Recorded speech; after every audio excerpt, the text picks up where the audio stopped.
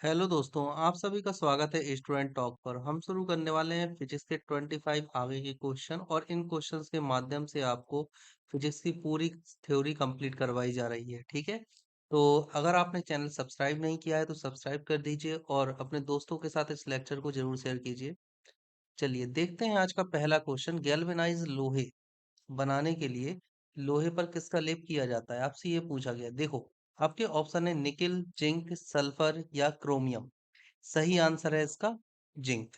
लेकिन इसके बारे में आपको बहुत सारी चीजें हैं जो कि जानना जरूरी है। सबसे पहली चीज, एनोड कौन किस चीज का होता है, कैथोड किस चीज का होता है। ठीक है, इसके अलावा जिस चीज की कलई की जाती है या जिस चीज की अपन को परत चढ़ानी होती है, वो एनोड की जगह होता है या कैथोड की जगह होता है। ये सब चीजें आजकल इस तरह के क्वेश्चन आ रहे हैं। ठीक है, चलिए शुरू करते हैं। आपसे पूछा गया है सबसे पहले गैल्वेनाइज्ड लोहा। तो गैल्वेनाइज्ड होता क्या है, लोहा क्या होता है। लोहा नॉर्मल Fe है ना। अब इसे क्या करते हैं, हम बचाना चाहते हैं किससे, संचारण से। संचारण से बचाने के लिए हम इस पे क्या करते हैं, जिंक लेयर चढ़ा देते हैं। जिंक लेयर चढ़ा देते हैं। लेकिन आपको ये पता होना चाहिए कि एनोड और कैथोड पर क्या होता है। देखो, हम सभी ने पढ़ा है। देखो, गैल्वेनाइज करवाई जाती है किसकी वजह से, इलेक्ट्रोप्लेटिंग की वजह से। इलेक्ट्रोप्लेटिंग, ठीक है। इलेक्ट्रोप्लेटिंग जब हम करते हैं, इसमें दो चीज होता है, एक होता है एनोड और एक होता है कैथोड, है ना। एनोड होता है पॉजिटिव और कैथोड होता है नेगेटिव। यहाँ पर आते हैं इलेक्ट्रॉन, मतलब एनायन, इसलिए हम इसे एनोड बोलते हैं। और इस जगह पर कैथोड पर आते हैं पॉजिटिव आयन, मतलब कि कैटायन, इसलिए हम इन्हें क्या बोलते हैं, कैथोड बोलते हैं। अब देखिए, आपको जिस चीज की परत चढ़ानी है उसे हमेशा एनोड पर लगाओगे। ठीक है ना, एनोड पर किसे रखोगे, जिसकी परत चढ़ानी है, जिसकी परत चढ़ानी है उसे आप रखोगे एनोड पर। मतलब कि अगर आप जिंक की परत चढ़ाते हो तो आप इससे को जिंक को एनोड पर रखोगे, है ना। ये वाला क्वेश्चन कई बार पूछा गया है कि जब हम इलेक्ट्रोप्लेटिंग करते हैं या गैल्वेनाइजिंग करते हैं तो हम जिंक को कौन से कैथोड पर रखते हैं। समझ रहे हो, एनोड या कैथोड। तो आपको पता होना चाहिए कि एनोड पर रखते हैं हम। ठीक है, ओके। चलिए, अब इसमें देखो होता क्या है। जैसे हम इलेक्ट्रोप्लेटिंग करते हैं, एक तरह का इस तरह का बर्तन होता है, यहाँ पर एक इलेक्ट्रोड और ये दूसरा। मान लीजिए ये है एनोड, है ना, पॉजिटिव, और ये है कैथोड, मतलब नेगेटिव। ये बना हुआ होता है जिंक का। ठीक है, अब देखो, जब ये जिंक का बना हुआ होता है तो विद्युत अपघट्ट में डालने पर इसका हो जाता है क्या, ऑक्सीकरण। क्या होता है, एनोड का होता है ऑक्सीकरण। ऑक्सीकरण होने के बाद ये यहाँ पर घुल जाएगा। ठीक है, विलयन में घुल जाता है और घुलने के साथ ही ये लोहे पर चढ़ जाता है, मतलब लोहे पर एक लेयर बना लेता है। तो ये भी जरूरी है। सबसे पहली चीज, जिंक को आप कहाँ रखोगे, एनोड पर रखोगे। ठीक है, और सेकंड चीज आपको याद रखनी है कि जिंक का क्या होता है, ऑक्सीडेशन। ठीक है, ये चीज आपको याद रखनी है। चलिए, अगला क्वेश्चन आपसे पूछा है, प्रकाश वर्ष निम्नलिखित में से किसका मात्रक होता है। प्रकाश वर्ष या लाइट ईयर, क्या बोलते हैं इसको, प्रकाश वर्ष या लाइट ईयर। देखो, काल, ठीक है, खगोलीय दूरी क्या होती है, नॉटिकल, एस्ट्रोनॉटिकल यूनिट होती है। ठीक है, अब देखिए, एस्ट्रोनॉटिकल यूनिट का मतलब क्या होता है, डिस्टेंस बिटवीन अर्थ एंड सन। और ये कितनी होती है, 15 करोड़ लगभग, है ना, 15 करोड़ लगभग। ठीक है, इतना होता है। अब देखो, यहाँ पर दूसरी चीज आती है, प्रकाश की तीव्रता। प्रकाश की तीव्रता मतलब प्रकाश का वेग। प्रकाश का वेग मतलब 3 × 10⁸ मीटर पर सेकेंड। ठीक है, ये होता है। आपसे पूछा है प्रकाश वर्ष, मतलब एक लाइट ईयर। एक लाइट ईयर में कितने होते हैं, एक लाइट ईयर में होते हैं 9.461 इंटू 10⁻15 मीटर। अगर हम इसे किलोमीटर में देखें तो 9.461 इंटू 10⁻12 किलोमीटर। ठीक है, ये होता है कितना, 1 लाइट ईयर। अब एक और चीज आ जाती है कि एक लाइट ईयर में कितने पारसेक होते हैं, तो आपको ये भी पता होना चाहिए। एक लाइट ईयर में होते हैं 3.26 पारसेक, है ना। और पारसेक भी क्या होती है, दूरी की ही यूनिट होती है। ये चीज आपको याद रखनी है। चलिए, अगला क्वेश्चन देखते हैं। जब किसी वस्तु को पृथ्वी से चांद पर ले जाया जाता है, अगर कोई वस्तु पृथ्वी पर है उसे हम चांद पर ले जाते हैं, तब क्या परिवर्तित होगा। ये है अर्थ,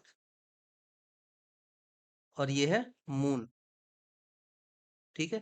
आपने एक वस्तु यहां से यहां लेके गए, यहां पर इस वस्तु का द्रव्यमान था m, और त्वरण कितना है? त्वरण था g। और इस जगह पर जब आप मून पर जाओगे तो मून पर क्या हो जाएगा? द्रव्यमान m, और त्वरण कितना होता है? त्वरण मून पर g/6। ठीक है। अब देखो भार क्या होता है, अगर हम बात करते हैं भार is equal to m into g, मतलब द्रव्यमान गुणित त्वरण। अगर हम अर्थ के रिस्पेक्ट में देखें तो क्या होगा? द्रव्यमान तो सेम है और त्वरण है जी। वहीं अगर हम मून की रिस्पेक्ट में देखें, मतलब चांद की रिस्पेक्ट में, तो द्रव्यमान तो m ही रहता है, लेकिन जो g होता है वो कितना हो जाता है? g/6। मतलब कि अगर हम बात करते हैं मून पर भार की, तो वो अर्थ पर भार का 1/6 गुना होता है। ठीक है, ये कंडीशन निकल कर आई। अब आपके ऑप्शन पूछे गए हैं, अगर आप पृथ्वी से चांद पर ले जाते हो तो भार और द्रव्यमान दोनों एक समान रहते हैं, भार और द्रव्यमान दोनों बदल जाते हैं। भार बदल जाता है परंतु द्रव्यमान उतना ही रहता है। बिल्कुल सही। द्रव्यमान बदल जाता है? नहीं, द्रव्यमान उतना ही रहता है, भार बदल जाता है। ठीक है। चलिए, अगला क्वेश्चन आपसे पूछा है सेकंड के लोलक, मतलब सेकंड लोलक, या के नहीं है, सेकंड लोलक का आवर्तकाल आपसे पूछा गया है। क्या पूछा गया है? आवर्तकाल। आवर्तकाल क्या होता है? कई बार हमने देखा, हमसे टी से रिप्रेजेंट करते हैं, और ये होता है 2 pi into under root L/G। ठीक है। जी होता है क्या? त्वरण। और ये क्या होता है? ये होता है लोलक की लंबाई। ठीक है। तो आपसे पूछा गया सेकंड लोलक का आवर्तकाल। देखो वैसे तो आपने कई जगह पढ़ा होगा, कितना होता है? आपके ऑप्शन है 2 सेकंड, 1 सेकंड, 1.5 सेकंड, या फिर 0.5 सेकंड। आप सभी ने पढ़ा होगा कि 2 सेकंड होता है, लेकिन ये 2 सेकंड होता कैसे है? सेकंड लोलक उनसे आपसे पूछा गया है। तो 2 सेकंड का मतलब आवर्तकाल मतलब होता है, जैसे मान लीजिए इस कंडीशन से आपने छोड़ा, तो यहां गया, यहां से वापस ऐसा आया, और फिर इसी कंडीशन में आया, तो ये होता है एक। समझ रहे हो? अब देखो यहां से यहां तक आने में 1 सेकंड, फिर यहां से यहां तक आने में 1 सेकंड, तो आवर्तकाल टोटल हो गया 2 सेकंड। समझ गए? मतलब ये वाली जो डिस्टेंस है इसमें 1 सेकंड लगा, और फिर जब वापस से यहाँ गया, और फिर यहां से दोबारा यहाँ आया, इसमें भी 1 सेकंड लगा। तो आवर्तकाल कितना हो जाएगा लोलक का? 2 सेकंड, है ना? ये चीज आपको याद रखनी है, सेकंड लोलक का आवर्तकाल 2 सेकंड। ये कई बार पूछा गया है, आपको इसको याद रखना है। ठीक है। चलिए, अगला क्वेश्चन आपसे पूछा जाता है परमाणु शक्ति संयंत्र किस सिद्धांत पर कार्य करता है? परमाणु शक्ति संयंत्र मतलब कि यहाँ पर किस चीज की बात हो रही है? यहाँ पर बात हो रही है न्यूक्लियर रिएक्टर की। किस चीज की? न्यूक्लियर रिएक्टर की बात हो रही है। अब देखो न्यूक्लियर रिएक्टर में क्या होता है? दो तीन चीजें आपको याद रखनी है। क्या होता है? पहला तो बात आती है ईंधन की, और ये किस चीज पर डिपेंड करता है? नाभ की विखंडन। और इसमें ईंधन क्या होता है? बताइए। ईंधन होता है यूरेनियम 235, है ना? यूरेनियम 238 और यूरेनियम 234 होता है, लेकिन नाभिकीय रिएक्टर में इसका उपयोग करते हैं, इसका और इसका नहीं करते। रीजन ये है कि जो यूरेनियम 235 होता है ना, ये ऊर्जा ज्यादा देता है, ऊर्जा ज्यादा देता है, इसलिए हम इसका उपयोग करते हैं। ठीक है। अब देखिए, और भी चीजें, दहन आप सभी जानते हैं, दहन कौन सी प्रक्रिया होता है? विखंडन अभी हमने देख लिए। संलयन का मतलब होता है जो सूर्य में चल रहा होता है। और एक क्वेश्चन कई बार पूछा गया है कि अगर हम सन में संलयन की बात करते हैं, तो आपको याद रखना है कि सन में जब संलयन होता है ना, तो 4 हाइड्रोजन मिलकर एक हीलियम बनाते हैं। ठीक है। याद रखना है, ये क्वेश्चन पूछा जाता है कि जब जो तारों में संलयन की अभिक्रिया होती है, उनमें कितने हाइड्रोजन मिलकर हीलियम बनाते हैं, तो पता होना चाहिए कि 4 हाइड्रोजन मिलकर हीलियम बनाते हैं। कोई भी ये मत कर देना कि 2 कर दो। ठीक है ना? 4 करना है, 4 हाइड्रोजन मिलते हैं, 2 नहीं। चलिए, अगला क्वेश्चन आपसे पूछा है प्रकाश वर्ष किसका एकक है? ये रिपीट हो गया है। दूरी, समय, प्रकाश तीव्रता या प्रकाश। हम ऑलरेडी इस क्वेश्चन को देख चुके हैं, सही आंसर है दूरी। ठीक है। चलिए, अगला क्वेश्चन आपसे पूछा गया है कि कैटरीना नाम दिया गया है। देखो कैटरीना, ये कोई कैटरीना, नॉट एक्ट्रेस। ठीक है। देखो कैटरीना का मतलब क्या होता है? कैटरीना का मतलब जो नष्ट कर दे, मतलब नष्ट करने वाला, इसे हम बोल देते हैं कैटरीना। जो कि नष्ट कर देता है, उसे हम बोलते हैं कैटरीना। अब देखो यहाँ पर तारे क्या नष्ट करते हैं? नहीं। उपग्रह नहीं। तो जो प्रभंजन होता है इसके लिए हम उपयोग करते हैं कैटरीना शब्द। इसके अलावा आपने देखे होंगे बहुत सारे चक्रवात आते हैं, है ना? चक्रवात आते हैं, जैसे बहुत फेमस है, आसानी से लोगों को याद हो जाता है, हरिकेन, है ना? हरिकेन चक्रवात आता है, इसके परिप्रेक्ष्य में भी हम कैटरीना का उपयोग कर देते हैं। कैटरीना मतलब चीजों को नष्ट करने वाला, उसे हम बोलते हैं कैटरीना। चलिए अगला क्वेश्चन देखते हैं। किसने पहला स्वचालित वाहन बनाया था? स्वचालित वाहन की बात हो रही है यहाँ पर। आपसे पूछा गया, आपके ऑप्शन है Henry Ford, Gottlieb Daimler, Karl Benz या फिर रुडोल्फ डीजल। देखो, इन दोनों को हम ऑलरेडी डिस्कस कर चुके हैं, लेकिन मैं यहाँ पर आपको एक बार फिर से बताता हूँ, इसे याद करना। देखो, कार्ल बेंज ने क्या बनाया था? कार्ल बेंज ने बनाया था प्रथम आंतरिक दहन इंजन। ठीक है, क्या बनाया था? प्रथम आंतरिक दहन इंजन। और वहीं अगर हम बात करते हैं रूडोल्फ डीजल की, तो इन्होंने क्या बनाया था? इन्होंने बनाया था डीजल इंजन। डीजल इंजन बनाया था इन्होंने। ठीक है, अब हमारे पास दो ऑप्शन बचते हैं, एक है हेनरी फोर्ड और दूसरा है गोटलिब डेमलर। हेनरी फोर्ड कौन है? हेनरी फोर्ड है अमेरिकन मोटर कंपनी है, अमेरिकन मोटर कंपनी, फोर्ड, इसके क्या है? फाउंडर, फोर्ड के फाउंडर है। किसने बनाया था पहला स्वचालित वाहन? गॉटलिब डैमलर ने, है ना? ये चीज आपको याद है, ये सभी आए हुए क्वेश्चन हैं। ठीक है, ये सभी आए हुए क्वेश्चन है ऑलरेडी। ओके, स्वचालित वाहन। और डेमलर ने नहीं, स्वचालित वाहन इन्होंने बनाया था, प्रथम आंतरिक दहन इंजन कार्ल इंजन, है ना? यही तो था पहला स्वचालित वाहन, तो कार्ल बेंज ने बनवाया था, है ना? गॉटलिब डेमलर ने क्या किया था? गॉटलिब डेमलर ने क्या किया था? एक ऐसा इंजन बताया बनाया था जो कि तरल पेट्रोलियम इंजन था। समझ में आ रही है बात? जो कि आपको ये चीज याद रखनी है ना, उच्च गति से चलने वाला तरल पेट्रोलियम इंजन, है ना? तरल पेट्रोलियम इंजन इन्होंने बनाया था, ये चीज आपको याद रखनी है। ठीक है, कार्ल बेंज ने आंतरिक दहन इंजन, और यही था जो कि पहला स्वचालित दहन इंजन था। चलिए अगला क्वेश्चन आपसे पूछा है, जल विद्युत पावर स्टेशन में ऊर्जा का परम स्रोत क्या है? जो जल विद्युत पावर होता है, वहां पर ऊर्जा आप किस चीज से लेते हो? जल के विभव ऊर्जा से? नहीं। जल की गतिज ऊर्जा से? बताइए। या जल की वैद्युत रासायनिक ऊर्जा से या सौर ऊर्जा से? नहीं, जल की गतिज ऊर्जा से लेते हो। अब देखो, आपको ये क्वेश्चन आना चाहिए कि विभव ऊर्जा क्या कहलाती है। ठीक है ना, विभव ऊर्जा क्या होती है?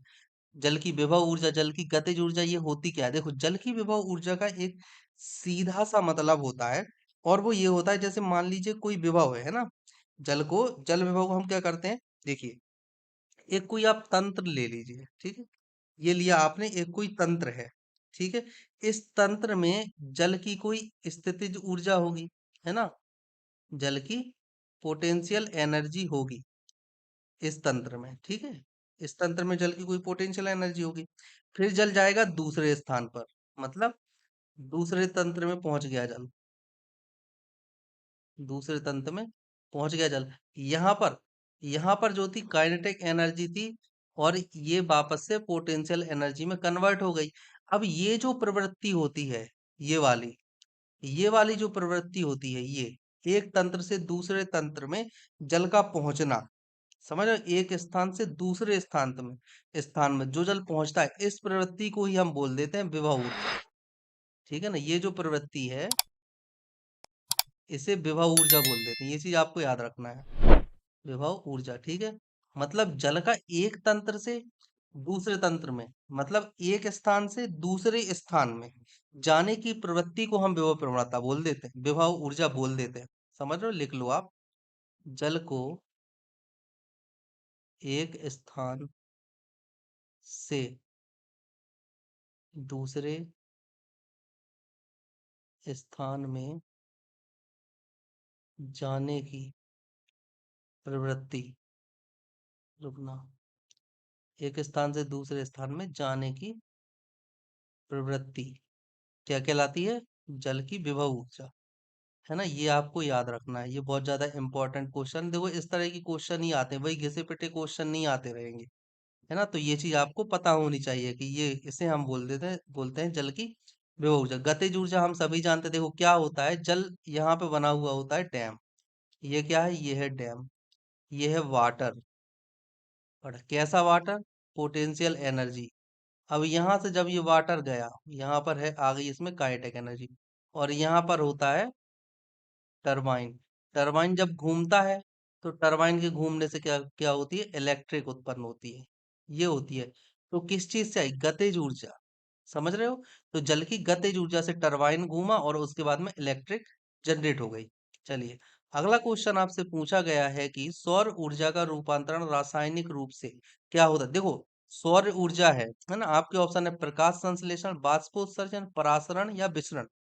देखो, सबसे पहले आपको ये पता होना चाहिए, सौर ऊर्जा मतलब कि सौर विकिरण, है ना। सौर विकिरण को आप कन्वर्ट कर रहे हो। ठीक है, सौर विकिरण को आपने कन्वर्ट किया। सौर विकिरण का कन्वर्जन आप किस में करोगे, फोटोसिंथेसिस में करते हो। फोटोसिंथेसिस। फोटोसिंथेसिस, क्योंकि यहाँ पे उन्होंने साफ साफ दिया है कि सौर ऊर्जा का रूपांतरण रासायनिक ऊर्जा में। रासायनिक ऊर्जा, रासायनिक क्रिया का मतलब क्या होता है, जो पुनः प्राप्त ना कर सको। मतलब पुनः प्राप्त ना कर सकें। समझ रहे हो, जैसे कि आपने दूध से दही बनाया। अब आप दही से दूध नहीं बना सकते, तो दूध से दही बनना रासायनिक क्रिया है। इसी तरह से आपने सौर ऊर्जा ली, सौर ऊर्जा का उपयोग करके आपने फोटोसिंथेसिस किया, और यहां से आपने सुक्रोज बना लिया, ग्लूकोज बना लिया।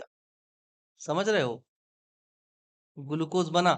अब इस ग्लूकोज को वापस से आप सौर ऊर्जा में कन्वर्ट नहीं कर सकते, इसलिए यह एक रासायनिक परिवर्तन हुआ। और जो सौर ऊर्जा है, रासायनिक परिवर्तन हुआ मतलब कि सौर ऊर्जा रासायनिक ऊर्जा में बदल गई। कौन सी ऊर्जा में बदल गई, केमिकल एनर्जी में। ठीक है ना, इस तरह से केमिकल एनर्जी में बदल गई, ये चीज आपको याद रखना है।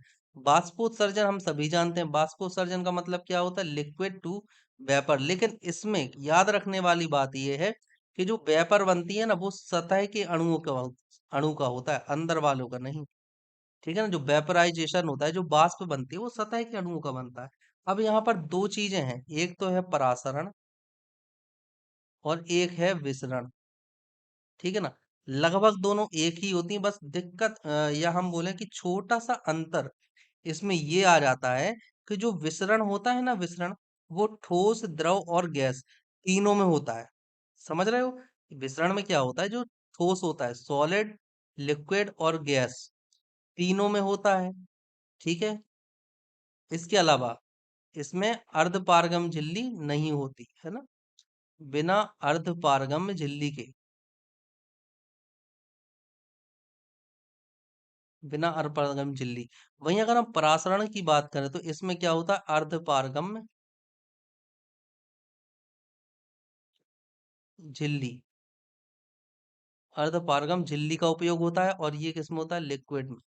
ठीक है, और दूसरी चीज आपको एक और जो याद रखनी है, ये दोनों में ही कॉमन है, ये कि जो कह लीजिए गमन होता है, वो अधिक सांद्रता से कम सांद्रता की ओर, अधिक से कम सांद्रता की तरफ होता है। समझ गए, ये चीज आपको इतना आपको याद रखना है इस क्वेश्चन में। यहाँ पर सही आंसर क्या हो जाएगा, रासायनिक ऊर्जा मतलब रासायनिक क्रिया। और प्रकाश संश्लेषण एक रासायनिक क्रिया है, ये हम सभी जानते हैं। अगला क्वेश्चन आपसे पूछा है, निम्नलिखित में से कौन सा पदार्थ अति शीतित द्रव है। अति शीतित द्रव, अति शीतित द्रव का मतलब क्या होता है, अति शीतित द्रव मतलब सुपर कूलिंग। सुपर कूलिंग का मतलब क्या होता है, सुपर कूलिंग का मतलब होता है धीरे धीरे ठंडा करने में, धीरे धीरे ठंडा करते हैं हम इसमें। अब देखो, अति शीतित का फायदा क्या होता है, अति शीतित से ये होता है कि कोई भी जो तरल होता है ना, अगर हम बात करें तरल, अपने न्यूनतम ताप तक तरल अवस्था में रह सकता है। मतलब तरल कोई भी होता है, वो न्यूनतम से भी निचले ताप तक तरल अवस्था में रह सकता है, ये चीज आपको याद रखना है, तरल अवस्था में रह सकता है। अब देखिए, यहाँ पर नीचे का क्या मतलब है, निचले ताप तक, निचले ताप तक इसका मतलब क्या है? इसका मतलब ये है कि जैसे आपने देखा कि जो वाटर होता है, वाटर कितना होता है? 0 डिग्री सेल्सियस पर जम जाता है। लेकिन अति शीतित कंडीशन में, at super cooling, at super cooling condition, इसमें क्या होता है अति शीतित स्थिति में? कि जो वाटर होता है ना, वाटर -10 डिग्री सेल्सियस तक भी लिक्विड रहता है, तक भी लिक्विड रहता है। इससे ये होता है फायदा अति शीतित होने का, समझ रहे हो? तो आपको ये बताना है अति शीतित द्रव कौन सा है जो धीरे धीरे ठंडा करते हैं। अमोनिया नहीं, आइसक्रीम भी नहीं, लकड़ी भी नहीं, सही आंसर क्या है? कांच। ये चीज आपको याद रखनी है। देखो ये सब ठीक है, कांच आपको पता है, लेकिन आपको ये चीजें भी पता होनी चाहिए, क्योंकि अब क्वेश्चन चेंज हो रहे हैं। वैसे ही क्वेश्चन नहीं आता है अति शीतित द्रव क्या है, आपने सीधा कांच लगा दिया, नहीं। आपने देखा होगा, अगर अगर 25 क्वेश्चन आते हैं ना साइंस के, तो उसमें से केवल 10 ही या 15 क्वेश्चन ऐसे होते हैं जो आसान होते हैं। बाकी 10 क्वेश्चन, या हम बोले किसी भी पेपर में 100 में से करीब 30% क्वेश्चन ऐसे होते हैं, या 40-50% तक ऐसे क्वेश्चन होते हैं जो हर कोई सॉल्व नहीं कर सकता। केवल 50% क्वेश्चन ही ऐसे होते हैं जो आप आसानी से सॉल्व कर लोगे। तो वो जो एक्स्ट्रा के 50% है, आप उन्हें कैसे सॉल्व करोगे? समझ रहे? वो इस तरह से पढ़ने से होगा सॉल्व, ऐसे पढ़ने से नहीं। ठीक है, चलिए। अगला क्वेश्चन है, शीशे के संचयन वाले सेल में किस अम्ल का प्रयोग किया जाता है? शीशे संचयन से इनका मतलब है शीशा संचायक सेल, शीशा संचायक सेल। अब देखो संचायक सेल मतलब ये कौन सा सेल हो गया? सेकेंडरी, है ना? सेकेंडरी सेल है। सेकेंडरी सेल मतलब ये कैसा हो, दोबारा से चार्ज किया जा सकता है, मतलब रिचार्जेबल है, मतलब पुनः आप इसे चार्ज कर सकते हो। अब आपसे पूछा गया है इसमें अम्ल कौन सा? अम्ल मतलब विद्युत अपघट्य। पूछा गया है आपको, आपसे कि कौन सा होता है? विद्युत अपघट्य पूछा है आपसे कि कौन सा होता है, तो आपका सही आंसर आपको बताना है कौन सा होता है। आपके ऑप्शन है hydrochloric acid HCl, nitric acid HNO3, sulphuric acid H2SO4, या फास्फोरिक एसिड H3PO4, है ना?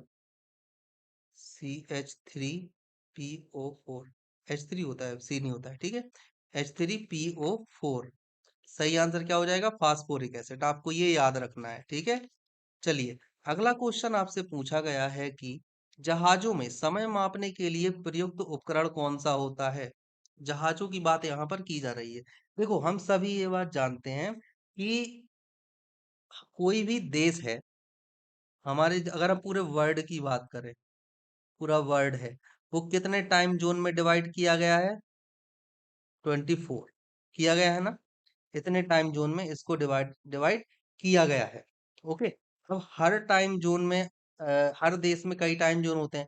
अगर हम भारत की बात करें, भारत में कितने टाइम जोन है? सिर्फ एक टाइम जोन है, ठीक है। वहीं अगर हम रशिया की बात करें, रशिया की बात करें, रशिया में कितने? रशिया में 11 टाइम जोन है, ठीक है। देखो जब हम लैंड में ट्रेवल करते हैं, मतलब हम रशिया में सड़क मार्ग से जा रहे हैं या धरातल पर चल रहे हैं, तो हम वहां पर अपनी घड़ी को मैच कर सकते हैं। लेकिन बीच समुद्र में हम घड़ी को कैसे मैच करेंगे? हम कौन से अक्षांश पर हैं या किस देशांतर पर हैं, हम वहां पर कैसे बार बार घड़ी को मैच करेंगे? तो ऐसी कंडीशन में हम उपयोग करते हैं क्रोनोमीटर का, ठीक है ना। तो जहाज में हम किस चीज का उपयोग करते हैं? जहाज में हम उपयोग करते हैं क्रोनोमीटर का। अब देखो वोलोमीटर क्या होता है, गैल्वेनोमीटर क्या होता है, और सोनोमीटर क्या होता है, ये तीनों भी आपको पता होने चाहिए, जो बहुत ज्यादा इंपॉर्टेंट है। अगर हम देखो क्रोनोमीटर की बात करें, तो ऑलरेडी आपको बता दिया गया है कि समय को मेजर करने के लिए किया जाता है। वहीं अगर हम वोलोमीटर की बात करते हैं, तो वोलोमीटर क्या करने के लिए किया जाता है? टेम्परेचर, टेम्परेचर या ताप मापने के लिए किया जाता है। वहीं अगर हम गैल्वेनोमीटर की बात करते हैं, तो क्या मापने के लिए किया जाता है? करंट। लेकिन करंट की क्या? करंट की पहली बात तो परिमाण, परिमाण, और दूसरी चीज दिशा, दोनों मापते हैं। अब सोनोमीटर जो इंपॉर्टेंट है, जो आप में से बहुत सारे लोगों को पता भी नहीं होगा, तो सोनोमीटर का हम उपयोग क्या करते हैं? जैसे मान लीजिए एक डोरी है, ठीक है। ये है डोरी, खिंची हुई डोरी है ये। इसमें डोरी में एक सरफेस टेंशन भी होगा, है ना, क्योंकि डोरी खिंची हुई है। अब देखो जब सरफेस टेंशन होगा मतलब तनाव होगा, सरफेस टेंशन नहीं होगा, टेंशन होगा मतलब तनाव होगा। तो डोरी खींची हुई है, इस तनाव के कारण डोरी क्या करेगी, ऊपर नीचे इस तरह से कंपन करती है ना, ऐसे कंपन करती है डोरी ऊपर नीचे की तरफ। और इस तरह के कंपन को क्या बोलते हैं, इस तरह के कंपन को बोलते हैं अनुप्रस्थ। क्या बोलते हैं, अनुप्रस्थ। ठीक है, ये होते हैं अनुप्रस्थ, समझ रहे, क्योंकि लंबवत है और अनुदैर्ध्य होते हैं साथ में। तो क्या करती है डोरी, इन कंपन को मेजर करते हैं सोनोमीटर के द्वारा। समझ में आ रही है बात। तो जो अनुप्रस्थ कंपन होते हैं ना, इन कंपन का अध्ययन करने के लिए उपयोग में लाया जाता है। अनुप्रस्थ कंपन का अध्ययन, अध्ययन किससे करते हैं हम, ये करते हैं हम सोनोमीटर से। याद रखना है, सोनोमीटर, ये रहा। ठीक है, ये है, ये चीज आपको याद रखनी है, इंपॉर्टेंट है। चलिए, अगला क्वेश्चन आपसे पूछा है, जल प्रवाह को मापने की यूनिट क्या होती है। ठीक है, जल प्रवाह को माप रहे हो आप, वैसे आपको इन सभी की पता होनी चाहिए। ओम मीटर क्या होता है, ओम इंटू मीटर, ये किस चीज की होगी, ये होती है रो की, मतलब RA/L, मतलब विशिष्ट प्रतिरोध की है ये। यहाँ से ओम इंटू मीटर ये होता है। मिली क्यूरी हम सभी जानते हैं किसकी होती है, रेडियो एक्टिवता की, रेडियो एक्टिविटी। ठीक है, वहीं अगर हम क्यूसेक की बात करें और माइक्रो महो की हम बात करते हैं, तो महो क्या होता है, महो होता है 1/रो, मतलब विशिष्ट चालकता को हम बोलते हैं महो। मतलब महो हम किसे बोलते हैं, महो हम बोलते हैं विशिष्ट चालकता को। अब यहाँ पर बात आती है क्यूसेक। क्यूसेक नो डाउट कि जल प्रवाह को मापती है, कोई दिक्कत नहीं है, लेकिन क्यूसेक को हम बोलते क्या है, ये चीज भी आपको पता होना चाहिए। देखो, क्यूसेक को हम बोल देते हैं क्या, क्यूसेक को हम कहते हैं कि क्यूबिक फीट पर सेकेंड, है ना, ये चीज आपको याद रखनी है। मतलब फीट क्यूबिक पर सेकेंड, ये होता है क्यूसेक, है ना, ये चीज आपको याद रखनी है। अब ये वाला हो गया है पुराना, देखो क्यूसेक सबको याद है, आपको ये याद रखना है। ठीक है ना, क्यूबिक फुट पर सेकेंड। ठीक है, या फिर आप ऐसे भी याद रख सकते हो, क्यूबिक फुट का मतलब क्या है, इसका मतलब होता है 1 मीटर, सॉरी 1 फुट, है ना, 1 फुट लंबाई, 1 फुट गहराई और 1 फुट चौड़ाई से, ये है इतना, 1 फुट चौड़ाई से जितना पानी आप निकाल सकते हो, जितना पानी निकलता है उसे हम बोलते हैं क्यूसेक। समझ रहे हो, अगर आप इतना, इस पैरामीटर का कोई गड्ढा बनाते हो जिसमें 1 फुट लंबाई चौड़ाई और गहराई हो, तो उसमें जितना पानी आएगा उसे हम बोलेंगे 1 क्यूसेक। ठीक है, इस चीज को याद रखना है। चलिए, अगला क्वेश्चन आपसे पूछा है, पदार्थ की तरंगें किस प्रकार की होती हैं। विद्युत चुम्बकीय तरंगें होती हैं, नहीं। अनुप्रस्थ तरंगे, अनुदैर्ध्य तरंगे होती है, अनुदैर्ध्य तरंगे कौन सी होती है, साउंड वेव, है ना, साउंड वेव मतलब ध्वनि तरंगे। अनुप्रस्थ तरंगे कौन सी होती हैं, लाइट वेव होती हैं अनुप्रस्थ तरंगे, लाइट वेव ये होती है अनुप्रस्थ तरंगे। तो कौन सी हो गई, दे ब्रॉगली तरंगे। देखो, ये वाला क्वेश्चन है, ये वाला क्वेश्चन सभी के लिए नया होगा, लेकिन इसे प्लीज पढ़ लेना, इस तरह के क्वेश्चन आते हैं और ये आए हुए क्वेश्चन ही हैं जो मैं आपको करवा रहा हूँ, जो वेरियस एग्जाम्स में आए हैं। ठीक है ना, तो आपको पढ़ना है द ब्रॉगली तरंग। अब देखो, द ब्रॉगली तरंगों की मैं आपको एक सिद्धांत बता देता हूँ। देखो, द ब्रॉगली थे, है ना, इन्होंने एक सिद्धांत दिया था। इनका ये सिद्धांत था, बताता हूँ।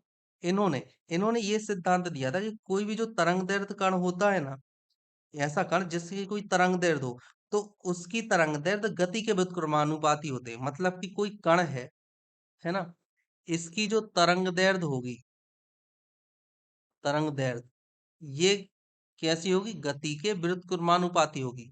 ये चीज बोली थी द ब्रॉगली ने, और इसे ही हम बोलते हैं। तो इसके वजह से क्या हो जाता है, जो ये होता है ना कण, इसमें क्या हो जाता है, कण में तरंग उत्पन्न हो जाती है, कण में तरंग उत्पन्न हो जाती है इस वजह से। समझ गए, कण में तरंग उत्पन्न हो जाती है, और इसी को फिर बोल देते हैं कौन सी तरंग, पदार्थ की तरंग। ये जो तरंग है ना, इसे ही हम बोल देते हैं कौन सी, पदार्थ, पदार्थ तरंग। समझ गए, इसे ही हम बोलते हैं पदार्थ तरंग, ये चीज आपको याद रखना है। तो पदार्थ तरंग मतलब क्या होता है, डी ब्रॉगली तरंगे, इन्हें हम बोलते हैं पदार्थ तरंग। चलिए अगला क्वेश्चन आपसे पूछा गया है कि निम्नलिखित में से भारत का वह राज्य कौन सा है जो गंधक के उत्पादन में आगे, गंधक, गंधक मतलब क्या, सल्फर, है ना, सल्फर के उत्पादन, और इसका 16 होता है परमाणु क्रमांक। तो देखो आपके ऑप्शन है पंजाब, हरियाणा, तमिलनाडु या फिर असम। सही आंसर क्या है, तमिलनाडु, है ना, ये चीज आपको याद रखनी है। और आप में से बहुत सारे लोग हैं, अगर यहाँ पर एक ऑप्शन राजस्थान होता तो आप में से कई लोग हैं जो राजस्थान लगा देते, पर आपको याद रखना है गंधक, है ना, गंधक के मामले में तमिलनाडु सबसे ज्यादा रिच स्टेट है। चलिए अगला क्वेश्चन आपसे पूछा है, कोई भी नाव नहीं डूबेगी यदि, नाव नहीं डूबेगी यदि वह पानी हटाती है भार के बराबर, आयतन के बराबर, घनत्व के बराबर या पृष्ठ भार के बराबर। सही आंसर है भार के बराबर। अब देखो इस तरह के क्वेश्चन में दो चीजों में धोखा हो जाता है बच्चों को, एक भार और आयतन, तो आपको याद रखना है भार के बराबर। और भार क्या होता है, W=mg। ऑब्वियसली जब पानी के इतने, जब इतने अपने भार के बराबर पानी को हटाएगा तो उस जगह पर जहाज अपना स्थान ले लेगा, मतलब वो डूबेगा नहीं। ये कॉमन सेंस है, आप आसानी से कर सकते हो। चलिए अगला क्वेश्चन, भारत की सबसे पहली इंजीनियरिंग शिक्षा संस्था, इंजीनियरिंग कॉलेज की बात की जा रही है, बीएचयू है, रुड़की इंजीनियरिंग कॉलेज है, या फिर आईआईटी खड़गपुर, या फिर बिरला प्रौद्योगिकी तथा विज्ञान संस्थान। चलिए मैं आपको इसके बारे में बताता हूँ। देखो सबसे पहले बात आती है 1847। 1847 में एक कॉलेज का निर्माण किया गया, उस कॉलेज को नाम दिया गया Thomson college of civil engineering. क्या नाम दिया गया, Thomson college of civil engineering. ठीक है, ये नाम दिया गया। अब हमारा देश आजाद हुआ 1947, क्या मिली हमें, फ्रीडम। ठीक है, आजाद हुआ। और आजाद होने के बाद इस कॉलेज को नाम क्या दे दिया गया, आईआईटी रुड़की। समझ गए, ये था। तो सबसे पहला कॉलेज कौन सा है, आईआईटी रुड़की, जो 1847 में एस्टेब्लिश किया गया था ब्रिटिश गवर्नमेंट के द्वारा। चलिए अगला क्वेश्चन आपसे पूछा है, किसी स्थान पर चुंबकीय यामोत्तर और भौगोलिक यामोत्तर के बीच के कोण को क्या कहते हैं, अक्षांश कोण, दिगंश कोण, नति कोण। यहाँ पे नति कर लेना है ना, नीति नहीं है, ये है नति कोण, या फिर समक्रांतिक कोण। सही आंसर क्या है, समक्रांतिक कोण। ठीक है, ये चीज आपको याद रखना है। चुंबकीय आमोत्तल और भौगोलिक आमोत्तल के बीच में जो कोण बनता है उसे हम बोलते हैं समक्रांतिक कोण। नति कोण कौन सा होता है, अक्ष के साथ जो कोण बनाते हैं। ठीक है, चलिए अगला क्वेश्चन आपसे पूछा, लेजर का आविष्कार किसने किया था, रोमर क्रे ने किया था, टी एच मेनन ने किया था, सर फ्रैंक विटन ने किया था, या फ्रेंड मॉरिसन के द्वारा किया गया था। सही आंसर क्या है, सही आंसर है टी एच मेनन। जो हमारी लेजर है, LESER, light amplification stimulated emission and radiation, ये इसका फुल फॉर्म है लेजर का। समझ गए। चलिए अगला क्वेश्चन आपसे, फुल फॉर्म आप में से सभी को होगा, फिर भी मैं लिख देता हूँ, लाइट एम्प्लीफिकेशन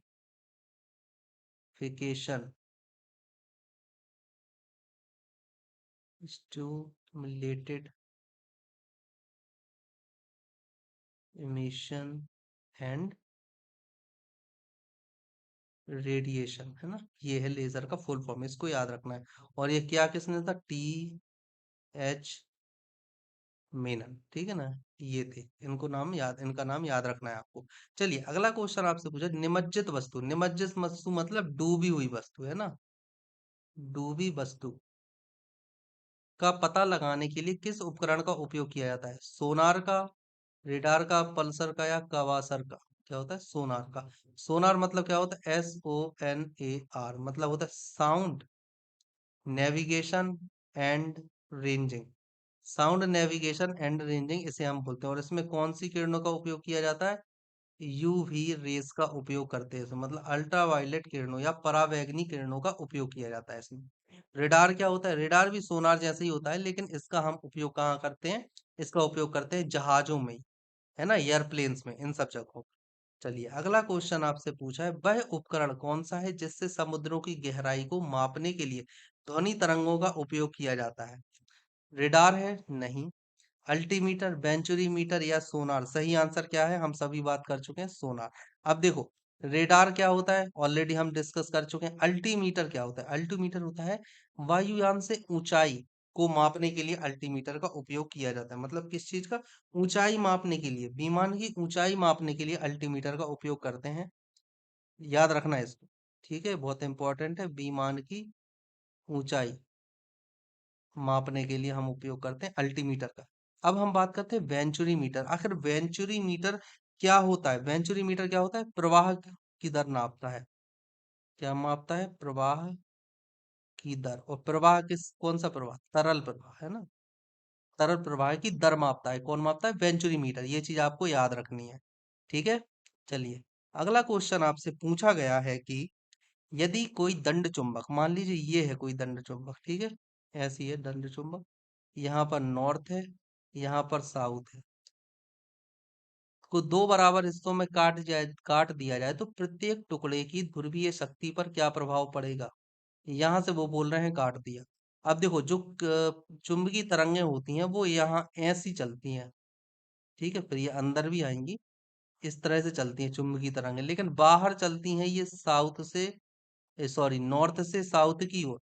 वहीं अगर हम अंदर की बात करें तो अंदर कैसी चलती हैं? अंदर चलती हैं ऐसी, मतलब साउथ से नॉर्थ की ओर चलती हैं अंदर। ये चीज आपको याद करना है।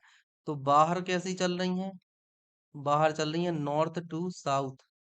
और अंदर कैसी चलती हैं? अंदर चलती हैं साउथ टू नॉर्थ, है ना। ये चीज आपको याद रखनी है।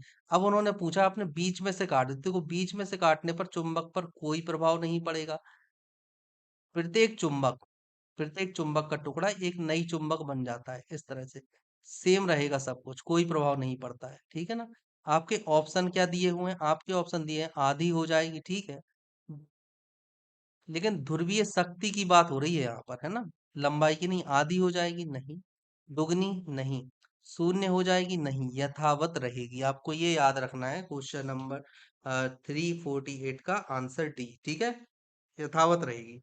चलिए, अगला क्वेश्चन आपसे क्या पूछा गया है? आपसे पूछा है स्थिर विद्युत अवक्षेपित का प्रयोग किसे नियंत्रित करने के लिए किया जाता है? स्थिर विद्युत अवक्षेपित्र का उपयोग किसे नियंत्रित करने के लिए किया जाता है? आपके ऑप्शन है रेडियो सक्रिय प्रदूषक, या फिर रासायनिक प्रदूषक, वायु प्रदूषक, या जल प्रदूषक। देखो, सबसे पहले तो आपको ये पता होना चाहिए कि रेडियो विद्युत अवक्षेपित्र का उपयोग मतलब ये होता क्या है ना।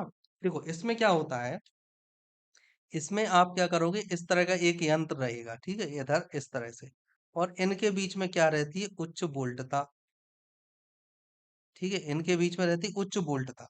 अब देखो, जब ये उच्च वोल्टता आप पैदा करते हो तो बीच में जो होता है धूल, बीच में जो धूल के कण होते हैं, धूल कण होता है या धुआं होता है, धुआं, धूल कण या धुआं जो भी होता है, वो बाहर निकल जाएंगे। ये क्या करेंगे? ये निकल जाते हैं बाहर, है ना, उच्च वोल्टेज देने पर। मैं आपको एक बार और समझाता हूँ। जैसे ये है, ठीक है, और एक है ये, अब बीच में ये है पूरी, क्या बोलते हैं, ये है ईयर, ठीक है। अब ईयर में क्या होगा? ईयर में धूल भी होगी, ठीक है, धुआं भी होगा, और कहीं भी काफी पॉल्यूशन वाली चीज होंगी। तो हम क्या करते हैं, इधर पर हम एक उच्च वोल्टता देंगे। क्या देंगे हम? उच्च वोल्टता, भी वोल्ट, हाई भी वोल्ट, है ना। हाई वोल्टेज देते हैं। हाई वोल्टेज देने के बाद क्या होगा? ये जो धूल के कण होंगे ये बाहर निकल जाएंगे, ठीक है, ये बाहर निकल जाते हैं। जो धुएं के कण, धूल के कण और जो अशुद्धियां होती हैं वो सब